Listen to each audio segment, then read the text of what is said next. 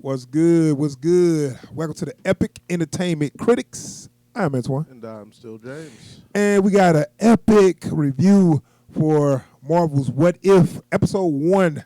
We're going to try to do all the episodes. We might miss one episode or two, but we're going to try to give you what we can. But Episode 1 of Marvel's What If called, what's it just called, Captain Carter? I think it was just called Captain Carter. Okay, yeah. So we're going to review that, but before we do that, we got an intro.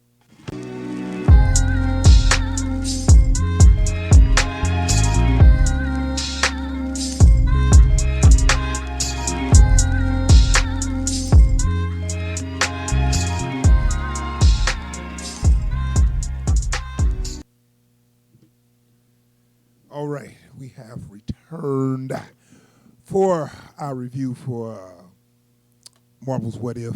I think it's called Captain Carter. So let's break down what If is first.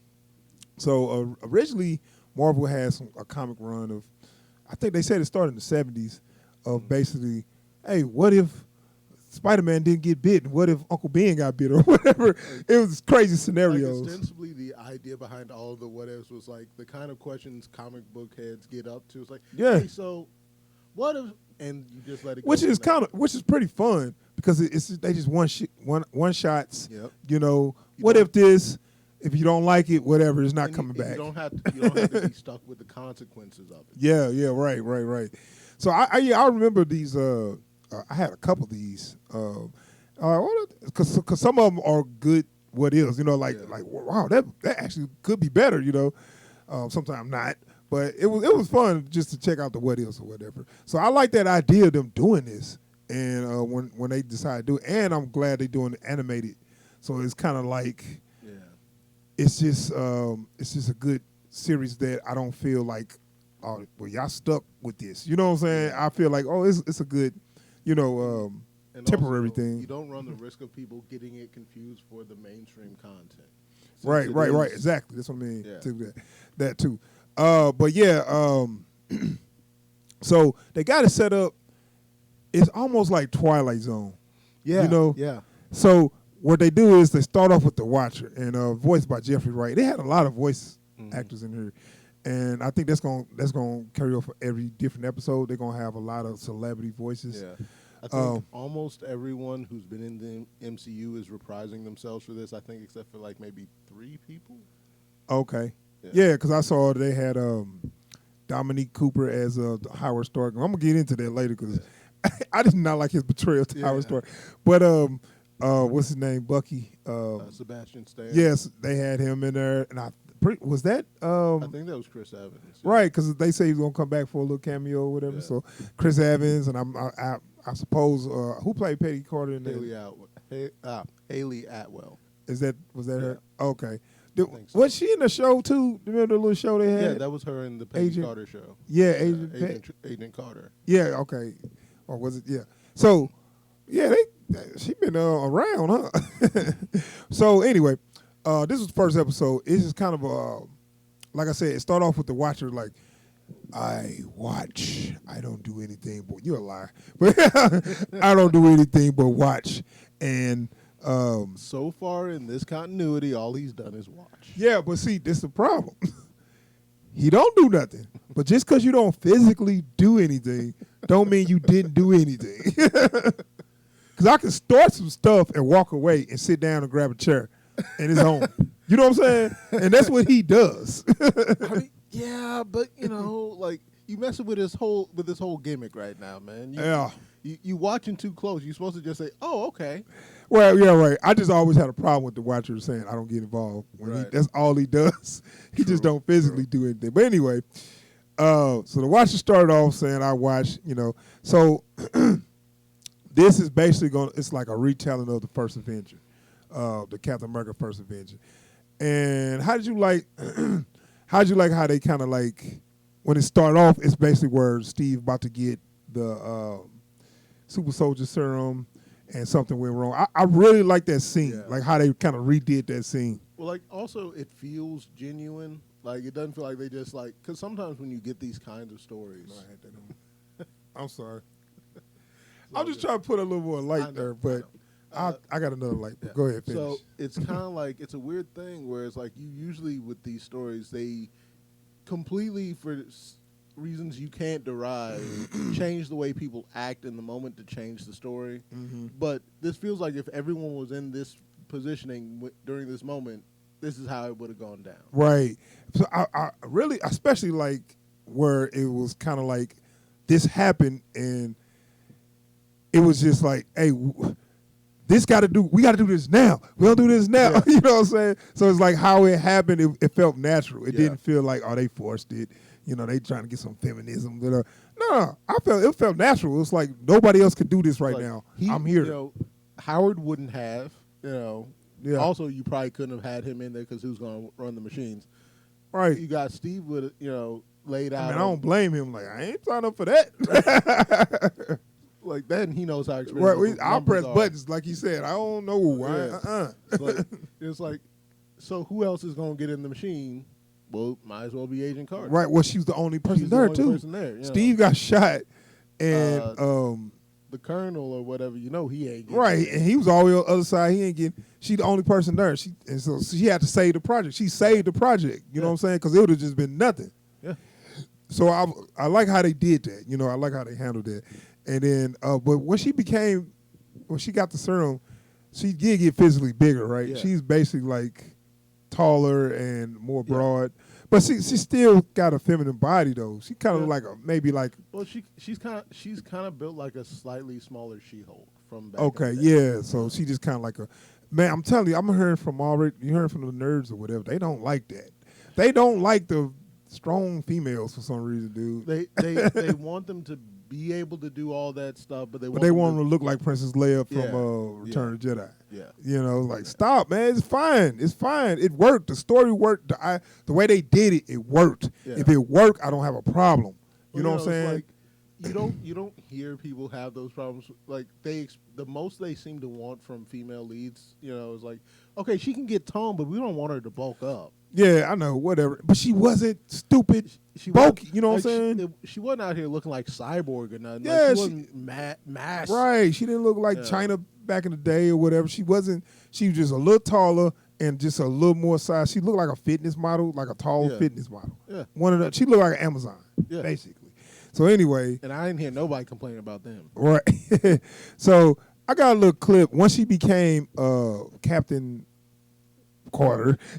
She didn't go with Captain Britain or Captain. She can't go by Captain Britain. Well, it wasn't taken yet. Well, but it's whatever. I know. They already got that trademark. Yeah. But yeah, so basically, once she took up the shield and all that, she basically and as you know, the serum got destroyed. That's why they couldn't make another Captain America because the original plan was to make an army, but they only had one. Yeah.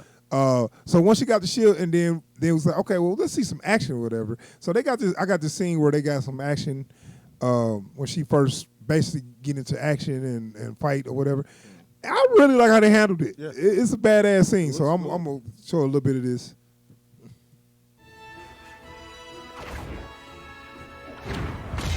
They got the shield, the shield sound effect. Ding.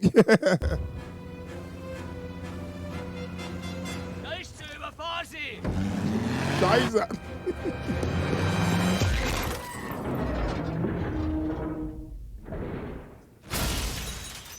That was brilliant. Let's give it another go.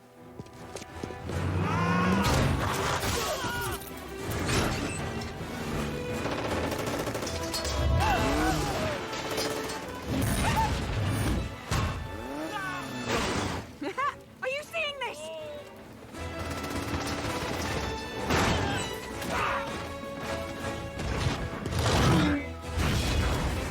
I'm usually a bit more covert.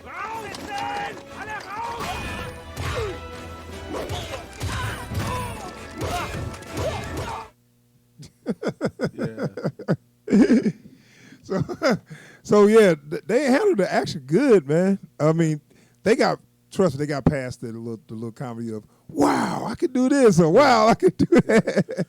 That was the only scene that was in, but you know, the action itself was real good. You know, it really was. So yeah, I was impressed with that, and they had a couple other scenes that I don't have no clips, but I really like, which this is what I really wouldn't mind them doing more. I guess what style of animation is it? 3D, I guess, just 3D-ish. Right. Well, 2D and a half. Sometimes when they got like a comic book, this I would love to see them do it like this because I feel like it can bring it to life more. Because sometimes live action is just a little limited of what they can do. And this one scene, she like jumped over this wall, and they kind of like moved the camera with her. Or whatever. It was just like a badass little shot, you know. And it's just like animation. You can cheat perspective a little bit more to make something look ridiculous without having to do something ridiculous. Right. So when we have scenes like Winter Soldier, Captain America keeping the helicopter from taking off, you know, it's like I had issues with that back in the day. I know. Well, I mean, you know, okay.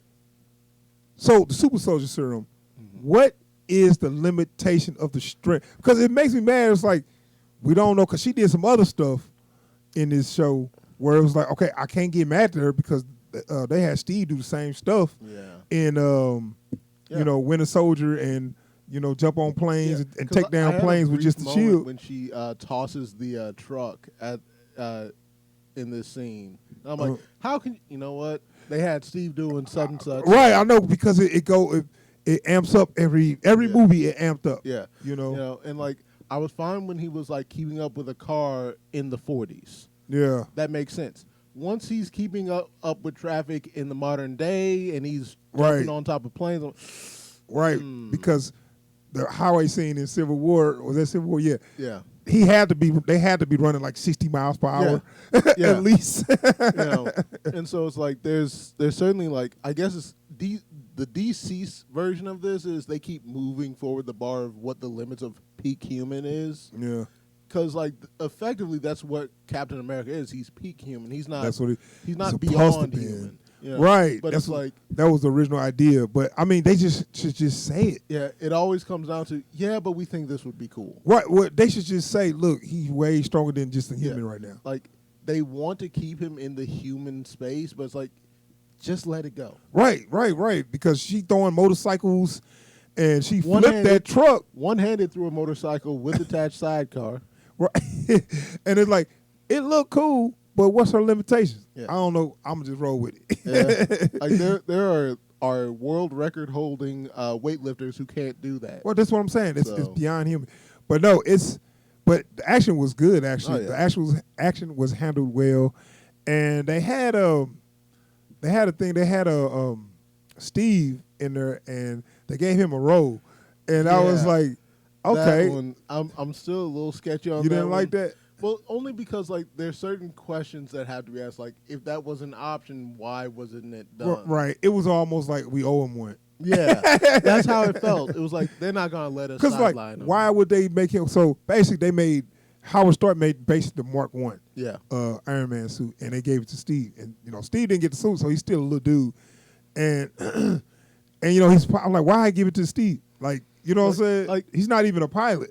You got trained pilots. You got Bucky. But it was like, hey, that's my friend. I owe him one. Hey, we ain't gonna leave you behind, man. Yeah, which is okay. It's cool. It's cool, but it's like if this were genuine storytelling, not just a rehash of prior events. Yeah, it wouldn't have happened.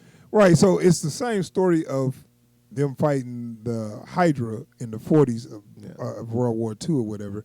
So I like that. It's basically almost pretty much a retelling of the first Avenger. Yeah. And I think if they kind of follow that, that'll actually be cool because people know about those movies where, what if that movie was different? So they're not just giving a what if story that you ain't heard of. They give you what if on all the movies. And they might be doing that. I think even the summoning the champion of Hydra thing, I think that was something from one of the middle or later seasons of Agents of S.H.I.E.L.D.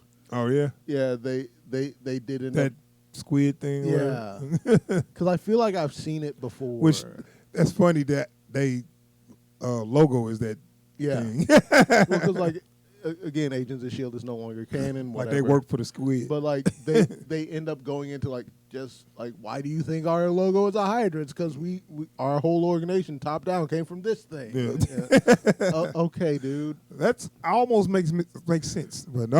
Like, you almost had me. You almost had me. But nah, but it's like you get Red Skull doing Red Skull things. Yeah, yeah.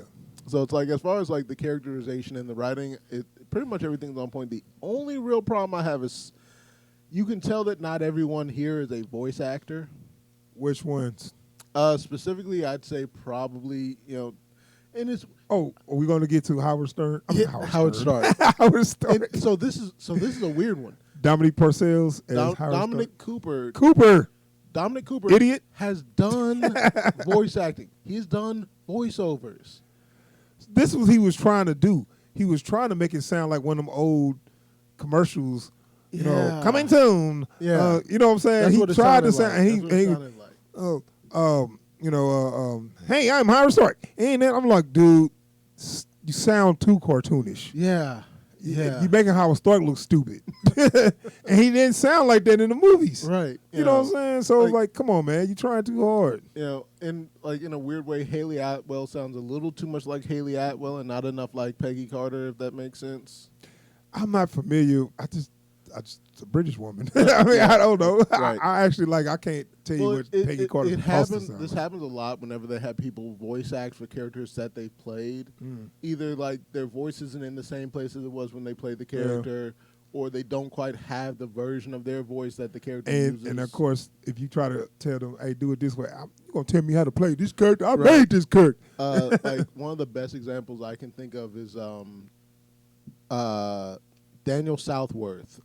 He voiced this character Virgil from the Devil May Cry series. And whenever he does lines at cons and stuff, folks are always like, he doesn't really sound like the character. It's like, well, no, when I recorded all of my lines from that first game, I was like, my nose was stopped up the whole time. So like it changed how the character. I can't sound like that. Can you hold your nose when you? But no. But yeah, so like you can't always recreate the sound that the character had. Right. But see, I understand that, but this was an actual choice of Dominic Cooper. Yeah. Was trying to do, and it didn't work. No, but it wasn't enough to make me say it wasn't enough to make it just bad, like the whole series bad. It would be worse if this was like a fan favorite character and not, Howard Stark. Yeah, he was actually kind of funny too. Yeah. But it was just a bad choice of how they did that. I don't know who they've tapped to play like Tony Stark yet. Yeah. I all I know about that is it's not going to be RDJ. Right. But they can get somebody to sound like it. Like especially, I mean, we got hold on. Matter of fact, I think I got it right here. We got the trailer where you can hear it. Yeah, peace. I love peace. I'd be out of a job with peace. So you can kind of tell that's not him. I can tell someone's doing their best. But it sound close enough. Someone's doing their best version of his Tony Stark. Yeah, I mean, I'll be cheap and do it. I'll get all voice impersonators. Look, I'm gonna tell you what, and this is if the only reason they're doing that is because this is based around the MCU. Yeah, if they get him back, he gonna be like, that's another $20 million. Right, but like if I would have gone completely left field and just got any of the dudes that have voiced Tony Stark for any of the animations. It's like, hey, you want to play Tony Stark again? Come on. Right, yeah, because the one on what's the name is actually pretty cool. You could tell that him, but he sounds like the one on Earth Mightiest Heroes. Yeah. But yeah, it was a good series, man. And then I like the ending. I just don't know if this is going to connect to something bigger. I hope not. Because I was thinking, because the way it ended, okay, so the first Avenger, the way that ended was he wake up in our time now, because he get frozen, he wake up in our time, and they kind of did something similar to this, and she ended up in our time. Nick Fury and all them was like, hey, war's over, and sorry, everybody you knew dead now, da da da, and and I'm thinking like, oh, so are they gonna go from there and make Avengers with all the new? They might. Oh, God. But it's a what if though, and if they did, it's not going to affect anything, right? But like, I'd rather this just be an anthology series. Yeah, because one of my biggest problems with WandaVision was if you play their gimmick as just a straight show gag, every episode's a different kind of sitcom. I'm fine watching that. But then when you try to figure out a way to make that fit in with your overarching storyline, things get a little messy. Yeah. And I'd rather not have that weight put on the people writing these shows. Yeah. Because that's how you end up with people doing dumb stuff just to fit the plot.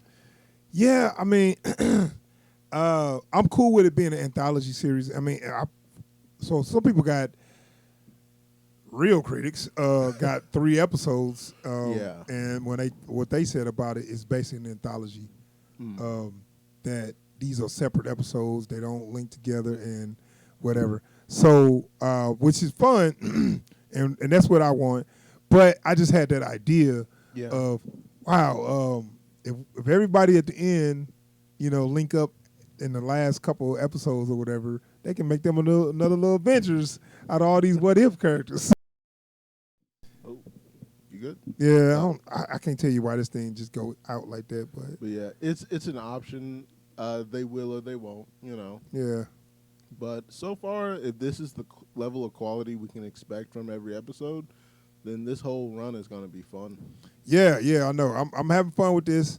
I'm having actually a lot more fun than I had with the other 2 series. Which I ain't gonna say more fun, but I had my problems with the other 2 series, and this is more. I feel this is like actually in line with what they already did. Other stuff is new, but I think that's for a different audience. Well, also this helps circumvent one of the current. It's not. I won't call it a weakness with the way Marvel makes their stuff now, but it's like you have to, when you're watching Marvel stuff, you have to watch knowing that this is going to lead to something else. So it's like you can't just watch, Winter Soldier. You have to say, okay, so how's this going to change the rest of the Marvel movies? Yeah.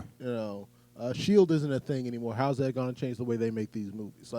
So with this, you don't have to ask any of those questions. You don't have to track stuff like that. Just enjoy that. Just enjoy that episode, and next week get ready to go to something else. Exactly.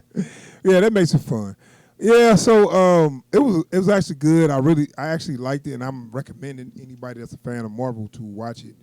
It's not crap.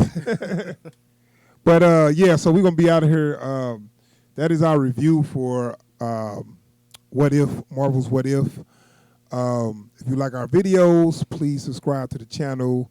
If you enjoy our content, hit the bell icon so you get alerts every time we post new videos or if we live stream. And if you did, in fact, enjoy this video, go ahead, hit that thumbs up, drop a like for us, let us know that you like what we're doing, and drop a comment down below. Have you seen this yet? How do you like it? What are you expecting going forward? Yes, we are there. Peace.